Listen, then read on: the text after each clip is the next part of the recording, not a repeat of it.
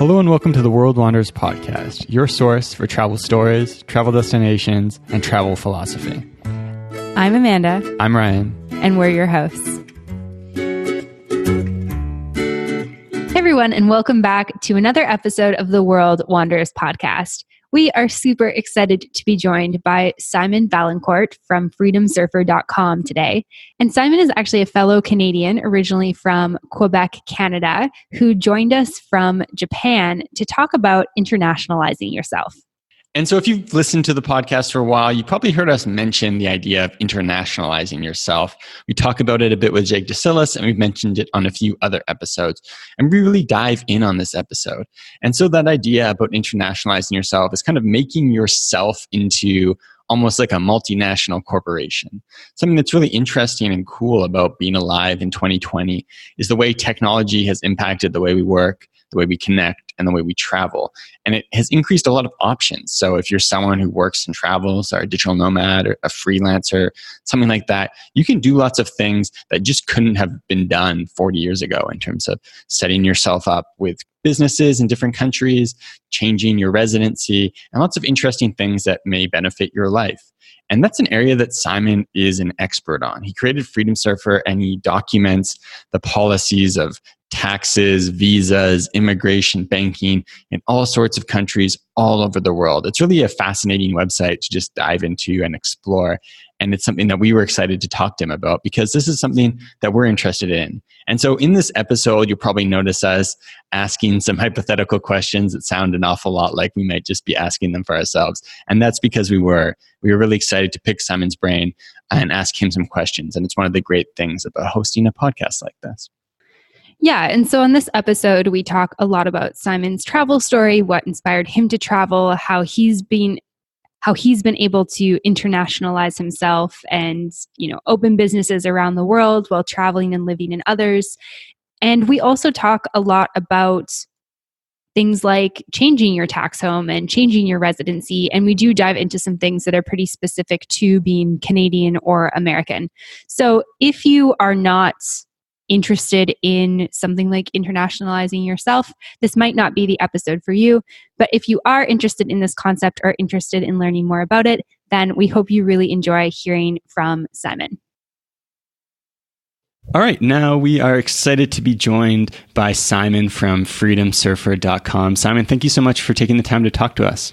Thanks for having me on the show.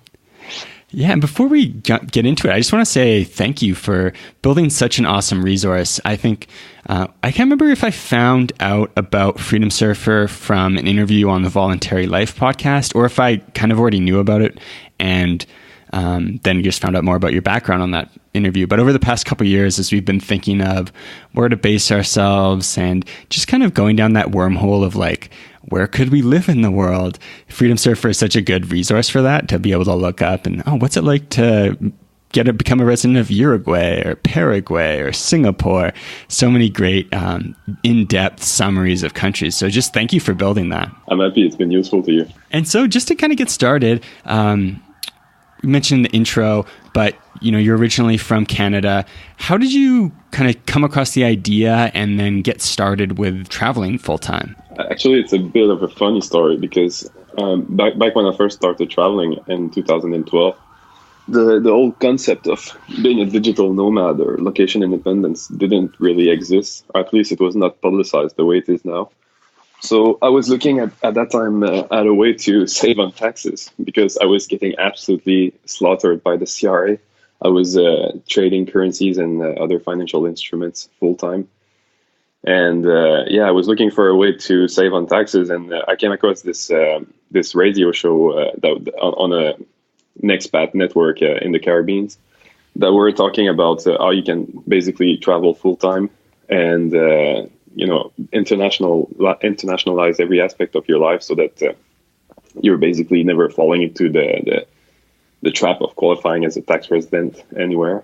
And the idea kind of appealed to me, especially as I already had a location independent source of income. And so, a couple of weeks later, I just finished university and flew directly to Singapore and started implementing, my strategy and planting flags. And I've never really looked back. Oh, I was just Sorry. curious. So when was that? Like 5 years ago? 2012. So Okay. almost 8 years ago, at the beginning of 2012. Yeah, and I think it's so interesting because, like, over time, a lot of people have thought about and talked about just how work is becoming more and more remote, and just how that's changing so much about the way we live. The fact that, like, your income isn't stuck in any one place, you have flexibility and freedom to move around.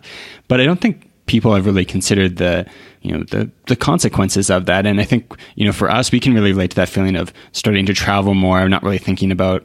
For us, it was really travel first. Like, that was the motivation. We want to see things, do things. So we found a way to make money doing that.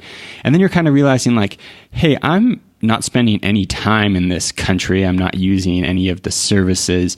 Why am I paying so much money as if I was there using all this stuff? And you start to wonder about, like, how should this work? Is there anything I can do about this? So I think it is something that's becoming, like, more and more important for people to think about. Oh yeah, for sure. Especially as people travel in countries where the tax rates are so low, and they keep paying taxes in their home countries where the rates are usually much higher.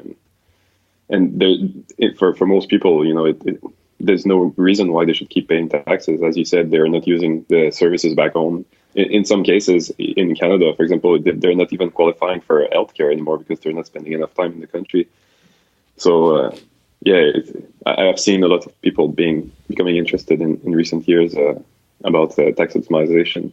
But yeah, I'm probably the only the only nomad that's become location independent, not because of travel, but simply because of taxation, and who's found that that I actually enjoyed traveling because as a sort of side effect, I guess.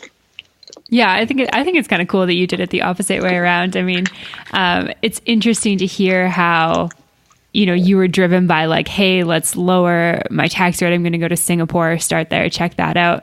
We were definitely the opposite. And it was actually just a couple of years ago, as we were traveling more and more, we have friends who are also Canadian who work full-time in Macau, and they have full-time jobs there. They don't work remotely or freelance or anything. They're like, oh yeah, our tax rate is 3%.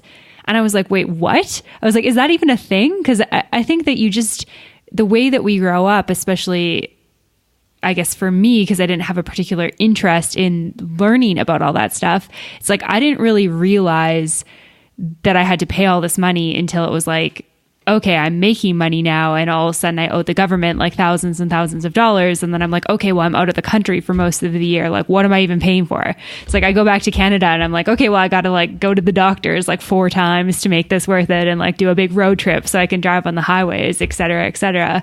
And then it's like learning that there's actually other options out there that kind of, I guess, makes you feel inspired to maybe make a shift or look into that. Yeah, I guess for most people, the whole free healthcare and government services model works pretty well. But once you start to go over a certain amount every year, you're going to be much better off anyway, just paying for services as you need them, and health insurance, and paying for school if you want to take classes or things like that. So for you, you mentioned going to Singapore as kind of that first place. When you were growing up and moving into your, like, early professional years, did you travel much, or were you really a homebody? I traveled quite a lot, but not in the way that I do now. Like, when I first turned 18, I bought a Greyhound pass, the bus company in Canada and the US. And they used to sell passes that you could use for the entire summer for around $500. It was a pretty good deal back then. And so I would just travel by bus all over Canada and the US for the entire summer. And then, during the winters, I would be at school. And every occasion I had, every 1 week holiday we had or something like that, I would book a ticket to go somewhere and travel. But it was always I guess like most people do it, you save money. Then when you have enough, you go on a trip. Then you go back home, you save money again. And even though I was always working online, it never occurred to me that I could just bring my computer and just travel, like, long term and not have to go through that same cycle.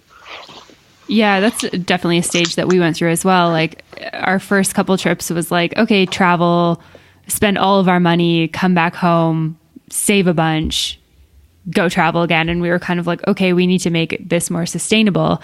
And then by that point, it was sort of like, okay, it's like 2016, 2017. It's like more common that people are working remotely. But I think having traveled in like 2011, which is similar to your time frame of when you went to Singapore, not a lot of people were working remotely and traveling at that point. So I feel like it was like a little bit less common. Like I feel like I had never heard of like a digital nomad when we first went traveling.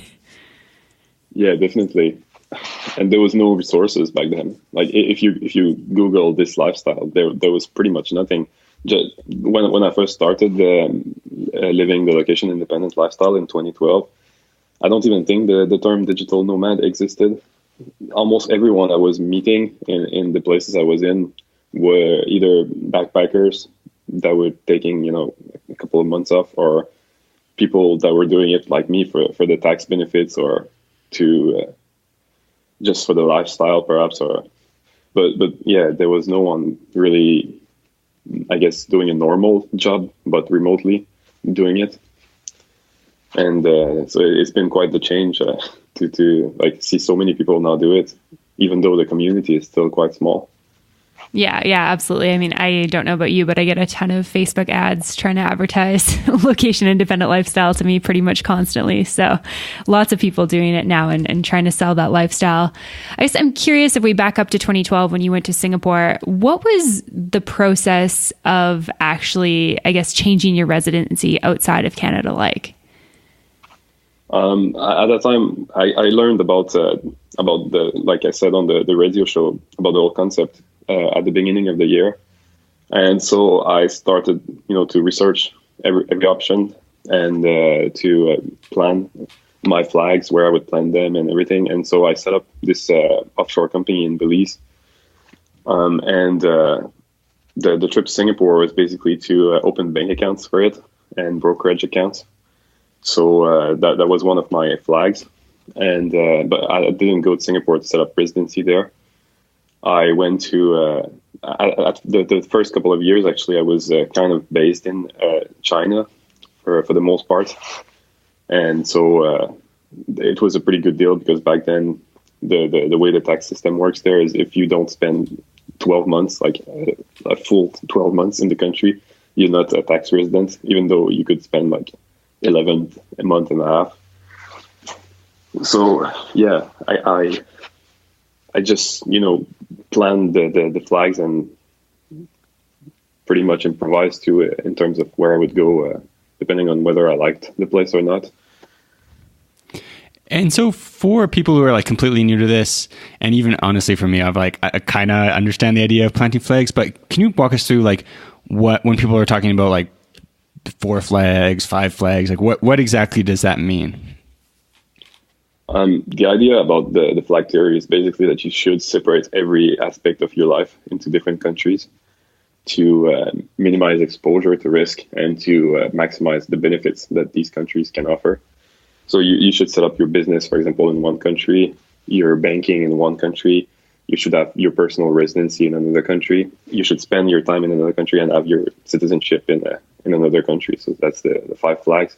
Some people push it even further, and they set up their web hosting, for example, in another country to have even more flags.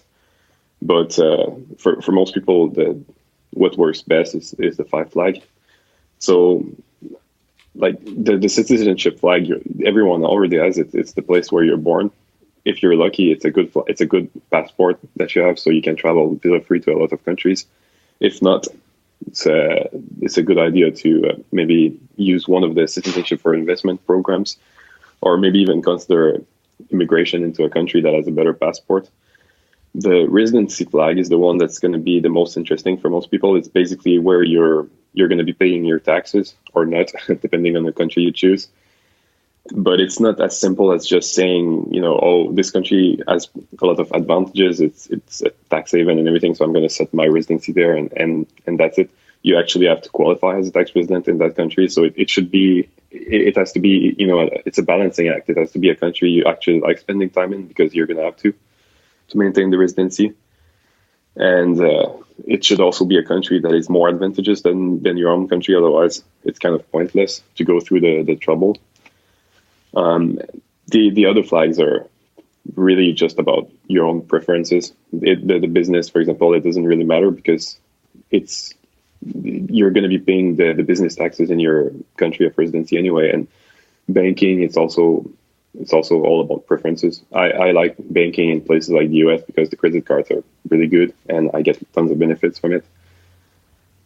And the fifth flag is the places you spend your time in. But the five flag theory, it only works if you travel full time. It won't work for people that just maintain a base somewhere and spend a lot of time there, because they'll likely qualify as a tax resident there anyway. Yeah, so just to quickly follow up on that, like, so when you're saying, like, let's say, for example, just because we're Canadian, like, you're originally from Canada, you're setting up your tax registry, tax residency in another country. Like, let's say, like, okay, you're going from Canada to Panama as, like, you're trying to make that like a tax residency, but then you need to actually not be spending that much time in Panama, but spending enough time in Panama to make sure you're not a resident of Canada. Is that kind of how it would have to work? Yeah, you need to establish enough substance basically in the country to qualify as a tax resident. And every country has their own requirements. So most countries, they will require you to spend half of the year in the country to qualify. Either that or to have very strong local ties. For example, you might qualify in the country without spending much time at all by having a local apartment, or having a car, or having family members there, or any significant ties that basically ties you to that country. While in some other countries, it might be just the time you have to spend in the case of Panama, if you're a permanent resident, you're automatically qualified. But you also have to be careful about that, because that doesn't mean Canada would accept a claim of non-residency if you have no substance in that country, for example. So the residency flag is definitely one that you have to be very careful about, and that you have to balance the pros and the cons, because the tax benefits can be very appealing to a lot of people, but you also have to keep in mind that up until a certain income, it's not really worth it, because you'll have to pay for all your services in cash versus getting them for free, and that may turn out more expensive than the tax you would have otherwise paid in Canada or some other country. And a lot of digital nomads are earning fairly modest incomes, so for a lot of them, it's not really worth it. Yeah, it's funny, just even kind of getting into the details. It does seem like a real, like, so much of it seems like gray area, or maybe not gray area, but like murky, where it's so hard. I mean, it's hard to figure out anything on a government website in the first place, but like, okay, where, becoming non-residents of Canada, like, what does that actually mean? Like, what do you actually have to do it? And so I'm curious with you, like, this seems like an area where a lot of people, after that first, like, 30 seconds of thinking about it, your brain shuts down and you're like, oh no, I'm not interested in this. What is it about you kind of personally that makes you kind of feel more of that, like, oh, I'm going to figure this out, I'm going to get to the bottom of this? Oh, it's just the money, basically. By figuring it out, I was able to save a ton of money over the years, and it's even more like significant when you consider that the money you save, if you invest it, for example, it's going to compound over the years, and you would earn, for example, the same salary as someone back home in Canada for 20, 30 years. And without having to pay taxes, and just putting that money aside in a savings account, you'd have, like, the difference would be enormous, basically, with the money you would have versus the person that would be in Canada earning the same income. So yeah, for me, the benefits were definitely very obvious. And to be honest, once I started to research this, I kind of liked it. Actually, it feels a bit like a challenge. You have to find all the flaws in the systems and how to exploit them. and all the opportunities that are written into the tax codes, but that people don't really take advantage of usually, or that were never intended to be used in this way. Yeah, personally, I'm really grateful that you're interested in doing that, because every time I kind of go into that wormhole, I'm like, nope, my brain's not computing. I don't get it. It seems so complicated. And it really is. There's so much stuff to consider. Even as you were talking about the 5 flags, I was like, okay, well, maybe I could get away with like 2, because 5 seems like a lot. But I'm curious, can you walk us through like your 5 flags, or kind of like the experience you've had since you first set up that like first offshore business in Belize? Actually, my flags have changed quite a lot since I first started, because back then there was just not that much information, and as a lot of people, tend to do, I went a bit overkill with my flags, and, pretty much just, focus on real tax havens and very high cost countries to set up those flags. I've since moved them around a bit. So at the moment, my citizenship flag obviously is Canada. And my personal residency is based in Hong Kong, which is a very advantageous place to be based in as a Canadian. I do my banking pretty much everywhere in the world. Like I've got accounts in Asia and Europe and Canada and the US and in Australia and New Zealand, like all the places that have good credit cards, basically, so that I can get as many miles as possible and hotel points.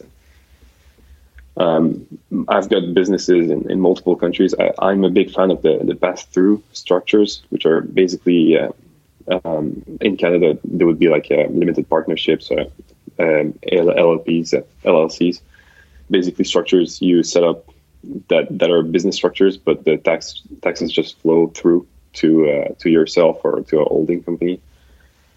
I pretty much travel full time. So I don't really have other than Hong Kong, I don't really have a base at the moment. I'm currently in Japan, and I'll be here for another month, give or take. Okay, cool. So, I'm pretty much all over the place.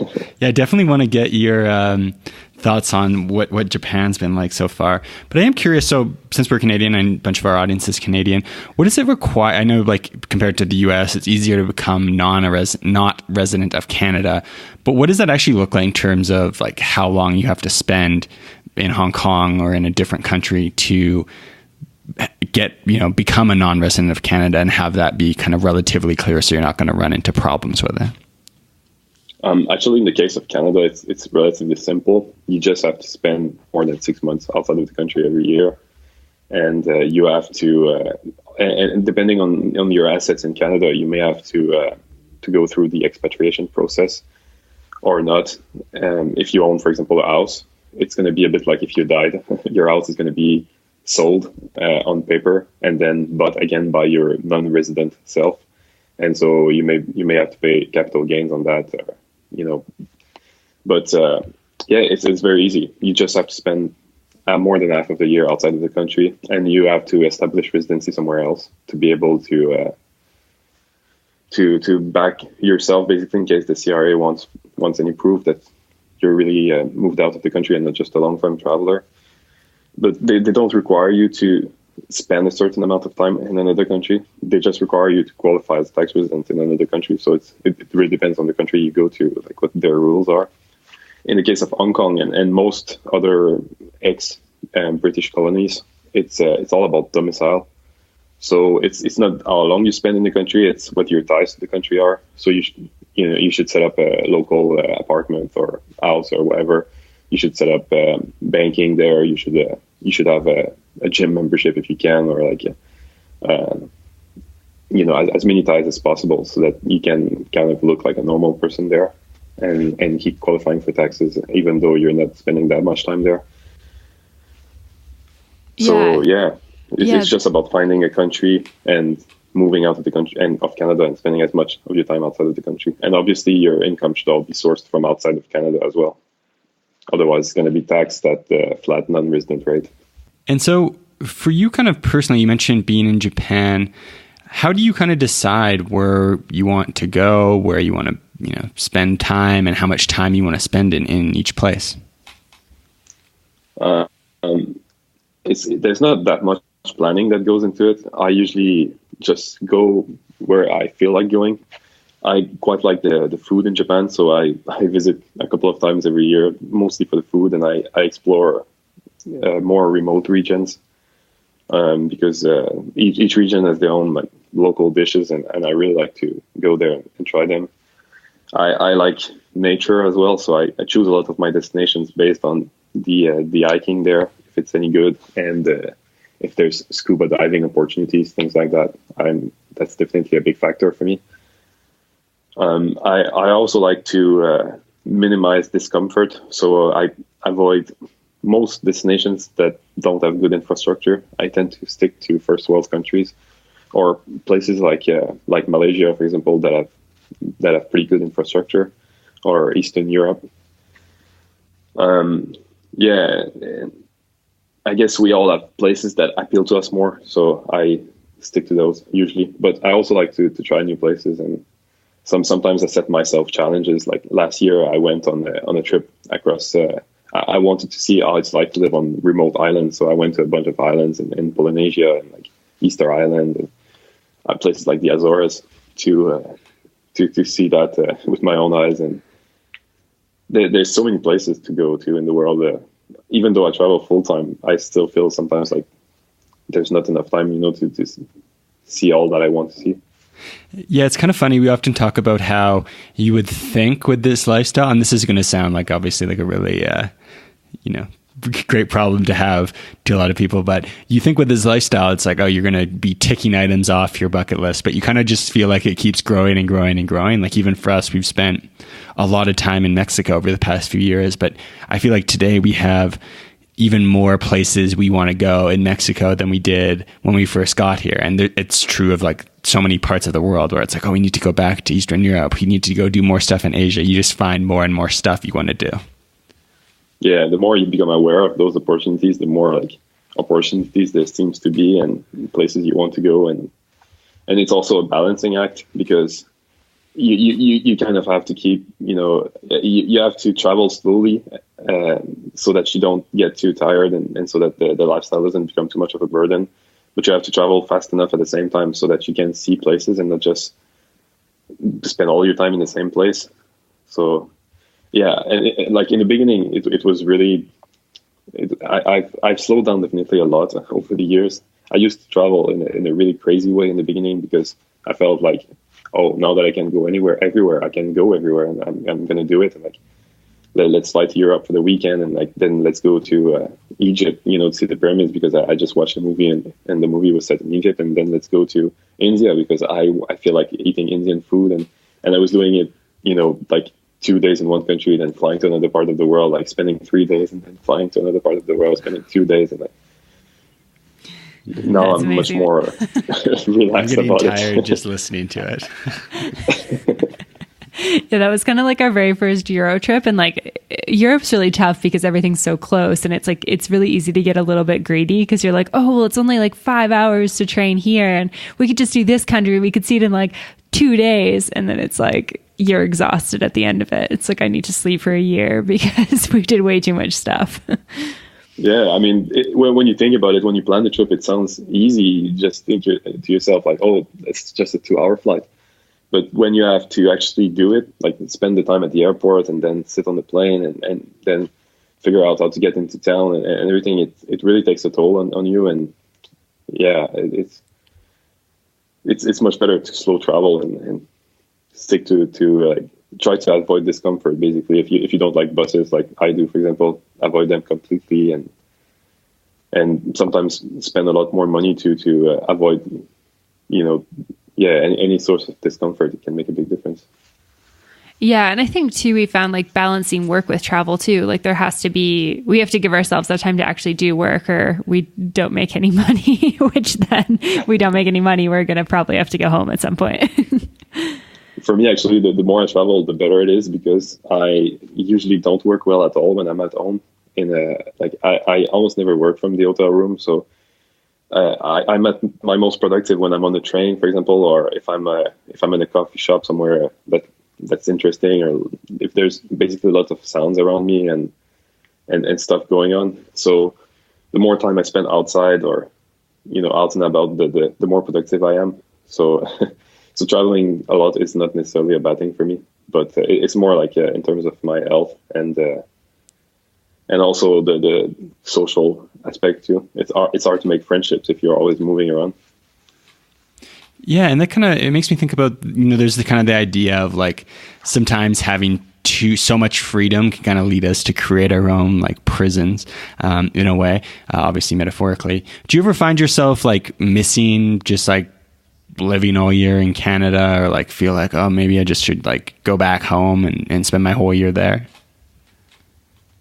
Not really, because that would involve spending winter as well. And I absolutely hate winter. But yeah, I mean, there's a lot of stuff definitely that I did that I think now that I did not enjoy the way I should have when I was younger, because it was just, it was just the stuff I was used to. Basically, I was not noticing it. That now I notice because I don't spend that much time in Canada. So when I go, there's lots of stuff that I see. I'm like, wow, I'd never noticed. We do this so well, or this is so nice compared to other countries. But no, I would not spend the entire year there. I do miss my friends and family members, but I'm quite lucky in this way because my sister and my mom, they're both location independent now. And a lot of my close friends have also become location independent. I guess they got tired of me, sending them photos of palm trees during winter. And there's so many like companies now that will allow you to work remotely, so it's quite easy to find those types of jobs. So lots of people have done it basically that I know. So and a lot of my friends that I've met over the years traveling, they're all over the world. So there's no like one single place I could go to that I would have all my friends around me and my family, and so I'm kind of stuck in a way. I have to continue living this way. Yeah, I can relate so much to everything you're saying. It actually makes me, it's nice to hear that like I'm not the only person that's like that. But yeah, definitely can relate on the winter front. I think that a lot of people are like, oh, you're just like never around anymore. And I'm like, winter's like 8 months in Alberta, and like same with Quebec for sure. Like I just can't. Like I've experienced a life now where you don't have to freeze and be in the dark for so long. I think it'd be really hard to go back to that permanently. Yeah, it's funny because a lot of people back home, they ask me, don't you miss the season, for example, and having the colors in fall and not having all the time the same type of temperatures. And no, I don't. I really enjoy, just being able to walk around in flip-flops all year long and never have to worry about the weather. It's really great. It takes away like so much. I don't know, like I feel like people that lives in countries like Canada or Northern Europe, the weather is such a big part of life. And when you take that away and you just always have good weather, you completely stop thinking about it and you just focus on other things, and it's so liberating. Yeah, for sure. One of my life goals is to be able to wear Birkenstocks 365 days of the year, which is definitely not possible in Alberta, but it is very true. Like it does take up so much of your time. And I think even for us, we've spent, I guess, 3 or 4 winters now outside of Canada, yet we both still have this habit of every morning, like, Siri, what's the weather like in X place today? And it's funny when we're in Mexico or, we spent a little bit of time in Guatemala last year, and it's the same temperature every single day. It's just like, still, we're on like this loop of like, Siri, what's the weather today? I'm like, do I need a jacket? And then I'm like, of course you don't need a jacket. It's like 25 degrees every single day. But I just am so programmed from being like growing up in Alberta that like, oh, but it might like get cold later, maybe. But even though it doesn't. And so, Simon, you mentioned that Hong Kong is your residency and that it's kind of a place that you return to in a bit of a home base. Obviously, on the news lately, Hong Kong's been a big issue. And obviously the news, makes you think things are chaotic and, fires are burning everywhere, no matter what they're talking about. If it's like, a bus broke down in Ontario or there's large-scale protests in Hong Kong. But what has it been like there, if you've been there at all, over the past little bit? Yeah, I was there at the beginning of the month, just before coming to Japan, And the situation is definitely very serious, but it's not like it's not like a civil war or something. Like you can go there and you're going to be totally safe, and life is quite normal in most of the city. It's just that there's those flashpoints that happen every now and then in different locations where the protesters assemble and the police just comes to break up the protest. But I'm not really worried about the security situation per se. I'm mostly worried about the long-term consequences, and if there's going to be changes in the relationship between Hong Kong and mainland China.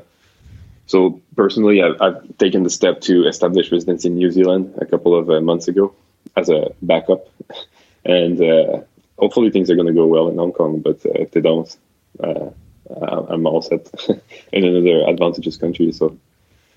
Yeah, but if someone's considering like moving to Hong Kong now, I would say maybe choose another country until things become a bit more clear.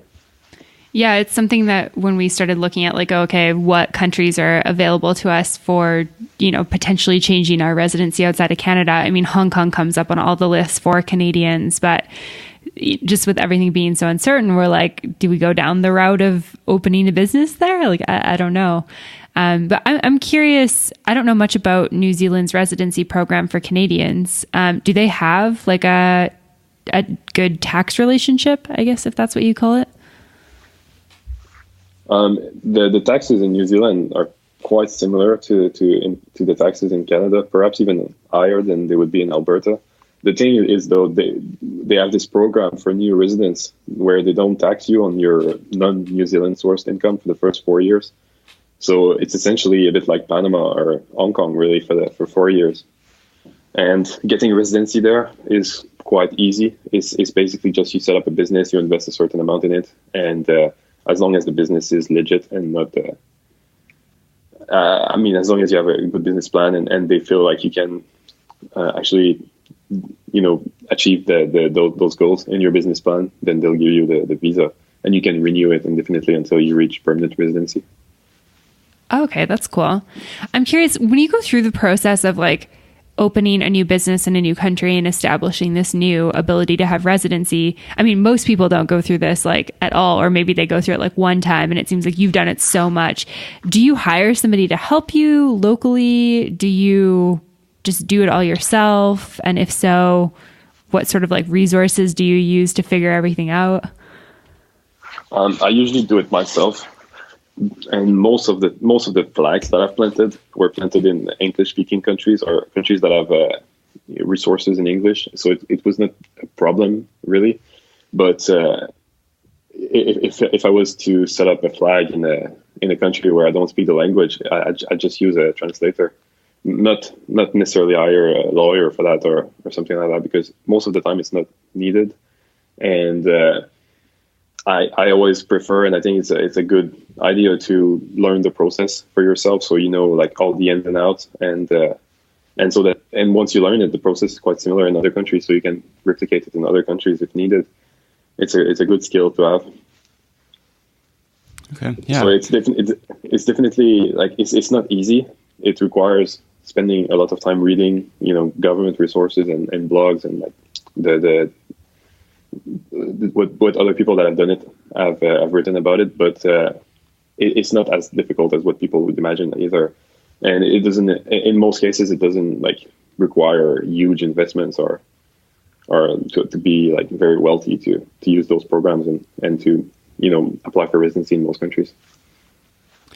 And something I was curious about when you're kind of digging into, and you isn't like the third person you, but like digging into this world of relocation, changing residency, it seems like the finance industry is I don't know how to say it, but like more prevalent. And so I'm curious, like, does being someone who's like a freelancer, having potentially clients back in your home country or clients in a number of different countries, does that make it more complicated than if you're doing something that's more finance related?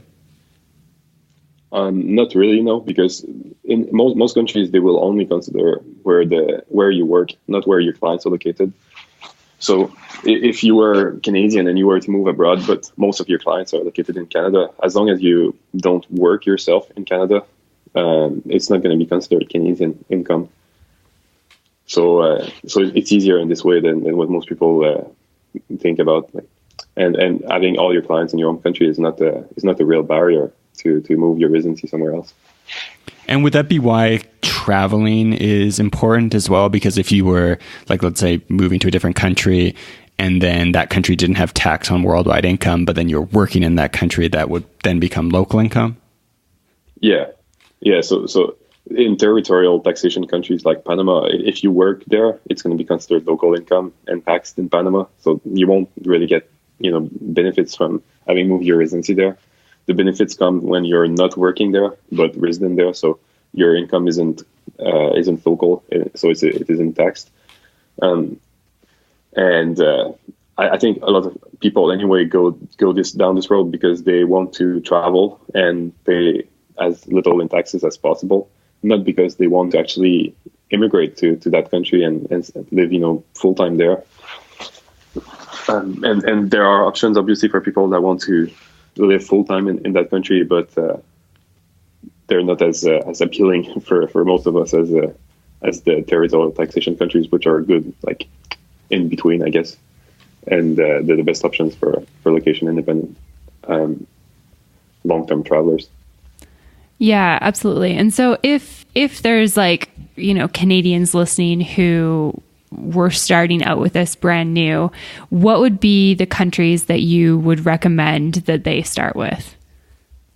For the residency, I would say it really depends on your own personal preferences. There are options in the Americas. There are options in Europe, in Asia. I'd say choose the one that's either the one you really want to spend some time in and you like that country, or the one that's closest to the country you like. So if you really like to live in Latin America, you're going to be better off with a place like Uruguay, Paraguay, Chile, or Panama, one of the countries in that region that is a territorial taxation country. And that's going to be close to where you actually want to spend your time in. If for me, I like to spend a lot of my time in Asia, so Hong Kong was a good choice. If you're more into Europe, there are excellent options there as well. So yeah, just choose the one that appeals to you the most, and that's closest to where you actually want to spend your time in. For the business, I'd say reputation and infrastructure is everything, really.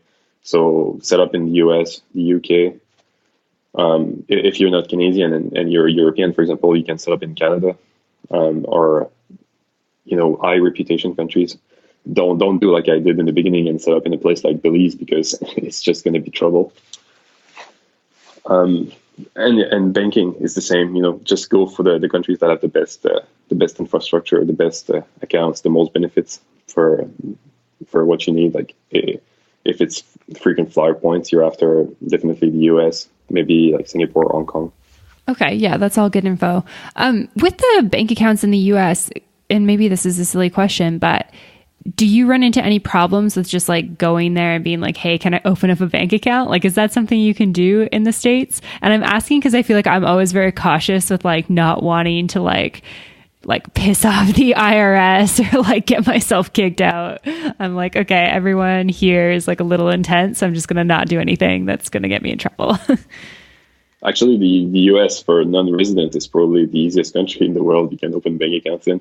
You literally just have to show up with your passport. There's no need for even a proof of address or anything like that.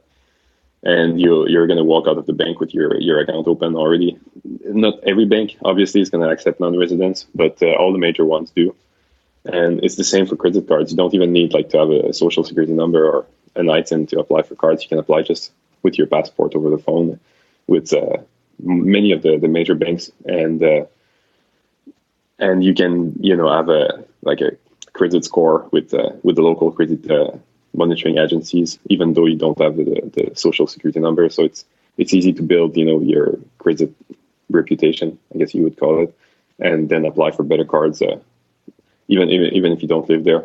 And the US is not part of CRS, so there's no exchange of information with other countries.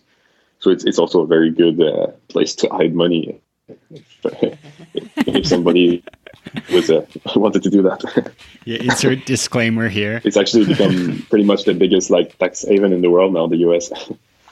That's because, so interesting. Americans have a very heavy compliance burden on their shoulders, but non-Americans in the US, they basically can do pretty much whatever they want. There's no like taxes for most things. Okay, that's really interesting. I totally just assumed that it was not the case. I feel like I've been listening to people for years and years tell me that we could be travel hacking and all this stuff. And I'm like, I'm Canadian. We don't have good stuff like that. So actually, as a Canadian, it's even easier than for most other people because there's a lot of the big Canadian banks, they also operate in the US. And so you can open accounts online using your social insurance number. With many of the US subsidiaries of the big Canadian banks like TD or BMO. And they'll even allow you to apply for their US credit cards with your Canadian address. And some of those cards are pretty good. I've got the TD card, and there's no annual fee. And they'll pay you as much as 3% cash back, depending on the type of transaction. And there's no Forex fees if you spend in currencies other than the US dollar, which is funny because the Canadian cards have the Forex fees. Yeah. Okay, that's good to know. Yeah, if you have like American Express cards, it's very easy to apply for the US cards also online without even having to go there in person. Okay, we have American Express, so that's definitely workable. I feel like kind of an idiot for not knowing this, but this is all like super, super good information. Yeah, and when you apply for those cards, you'll usually get huge bonuses. So that's also another like thing that's really nice about banking in the US is you can churn cards. Basically, you apply for a card and you keep it for maybe 2 or 3 years and then apply for another one. And every time you apply, you get like 100,000 frequent flyer miles, for example, as a bonus or a huge cashback offer. Yeah, and so we mentioned at the top of the show just how much of a great resource Freedom Surfer was, and this conversation as well has just been really, really fascinating, really, really valuable. But I was curious for you, what kind of motivated you to start Freedom Surfer?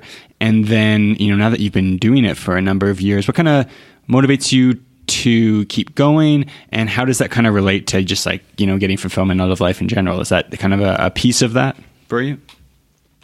I started the site it was more of a travel blog in the beginning with maybe a few articles that I was talking about my own journey with the 5 flag theory. And it's just looking at the stats on the site. Like I noticed people were not really interested in my travel stories or my just travel photos and things like that. And almost all my traffic was for the 5 flag stuff. So I started to write more about it, and eventually the site just took off, and I always kept that focus on the 5 flag theory and internationalization. And I launched the membership section maybe 3 years ago, and started also helping people register companies in the US and the UK. And it's become a bit of a side business for me. And one that's pretty nice because I've met a lot of very interesting people through it.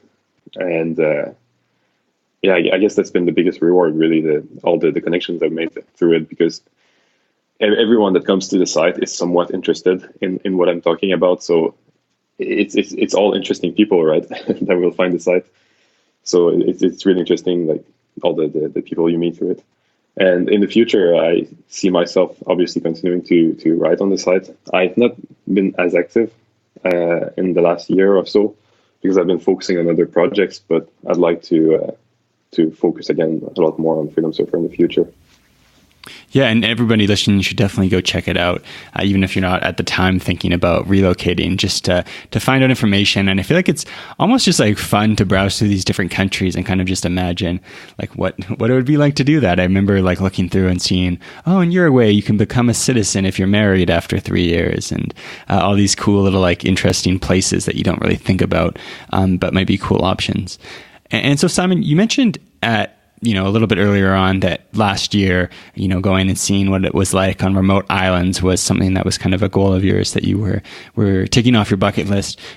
As far as kind of travel stuff for you, do you have, something that's similar to that you're working on now or thinking about in the next little bit? Yeah, I've definitely got a bit of a bucket list for like my travel goals. I'm really into hiking, so there's like this list of different places I want to go hiking. I definitely want to see more islands too, because I really loved it.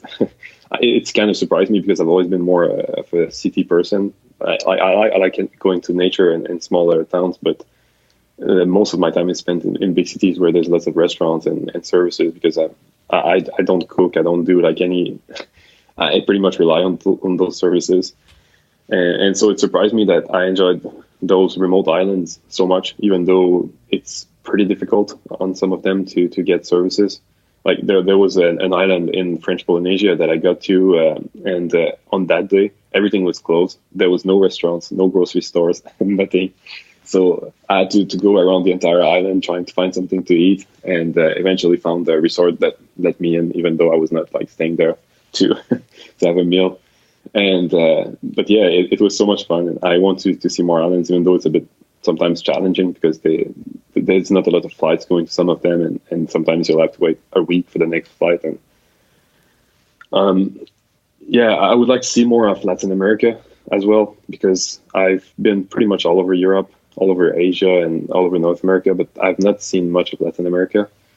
And it seems like a very interesting place, even though I've always been a bit put off by the whole security situation. Like, I don't know if it's like that in Alberta, but in Quebec, most people don't have a good image of that part of the world. Like, there's this thinking that you're gonna go out of your hotel and you're gonna be mugged like within 5 minutes in most of the cities. Yeah, it's funny. I was just last week I was doing a Spanish lesson through italki with a Venezuelan guy. So he was living in Colombia. So this guy is essentially a refugee. He had to leave Venezuela because can't provide for his family, all that stuff. So it was really interesting connecting with him. But something was really, I guess you could call it funny, but I feel like it's maybe a weird way to say it. But he was really concerned for my safety. He's like, Ryan, people are going to know that you're a foreigner just from the look of you. And like in Mexico is like super dangerous. And I'm like, we've been here. We're safe. We're fine. Like, it's all good. And he's like, I don't know. Like, he was really worried about it. And it's so funny to hear from someone who's in a situation that I would think of as like, oh, are you safe? It seems dangerous over there. And he was so concerned for me, but yeah, I feel like definitely the same perception in Western Canada as well, where it's like all you see on the news is bad stuff. And so people get this idea that it's scary. But from our experience, at least in Mexico and Central America, it's much more of that, like, as long as you know where not to go, then it's totally safe. It honestly feels safer than a lot of certain places in Canada, especially here in the major cities. Yeah, I'm sure I would like it. It's just... I've just been focusing on other places, I guess, because partly because of this perception I had of the region, and I'm the kind of person who likes to explore. Basically, when I go somewhere, I don't like to, look for places I should not go or like neighborhoods I should avoid. I usually just walk around and like look at places and take photos, and I enjoy doing that, carefree, not worrying I'm going to get shot or something if I take the wrong street. We've certainly experienced like the same perceptions in Western Canada. I remember actually when we went to South America for the first time, our flight was from Calgary to Toronto to Bogota in Colombia. And I went to go change my car insurance or something. And the woman's like, "You're going to Colombia, like the country?" And I was like, "Yeah." And she's like, "Oh, okay, well, like, good luck." Like, basically it was like, have a nice life. Like, should we just cancel this policy now? Because you're not coming home. She was very, very afraid for me, and we were totally fine. So yeah, that's been our experience. So what about you guys? What's next for your travel plans? Yeah, so we're currently in Guadalajara. We are doing a little bit of a tour of Mexico. We are going to Monterrey, which is in the northeast section, and then to Mexico City. We've kind of fallen in love with Mexico City. We spent 7 months there in 2017. We went back last year again.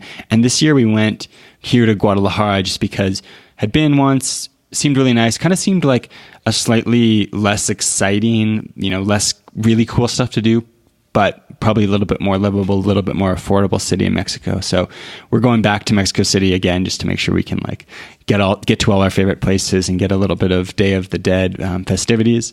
And then we're going to Costa Rica for a while, and then on to Panama for a little while, and checking out some more places in Central America. And maybe get the residency there as well. Yeah, that's the hypothetical Canadian freelancer. Definitely something we're thinking about. Like I mentioned, for us, it's been something where kind of going and spending more time out of the country and wondering like, hey, is there a better way to do this? Which is, a big part of doing this interview. So thank you again for allowing us to pick your brain for ourselves and for the listeners. Yeah, sure. It's been a pleasure.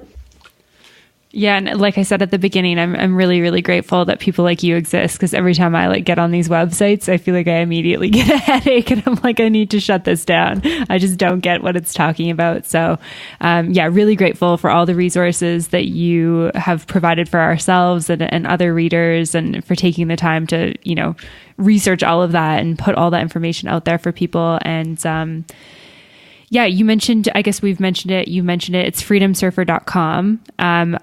Where else can people find you if they want to learn more about you and what you offer, maybe your membership and all that good stuff? Pretty much everything I do that's related to travel and vacation independence is on the website. I have an Instagram account, which is my only social account. I don't have Facebook anymore, and other social accounts. So they can find me as Simon Around the World, my Instagram ID. I post, it's more of a personal thing. Like I post photos of the places I go to. And but otherwise, the website is the best place to find me. Awesome. Well, thanks again for taking the time to talk with us. If you're looking to do some hiking in Western Canada, we usually spend the summers just outside of Banff. So if you're around, let us know. We'd love to take you for a hike in the area. Yeah, sure. To find more information, relevant links, and photos talked about in this week's episode, check out theworldwanderers.com. If you have a question, comment, or feedback, send us an email at info@theworldwanderers.com. Join our community on Facebook at The World Wanderers or on Twitter at World Wanderers 1. As always, thanks so much for listening. Have a great day. Bye.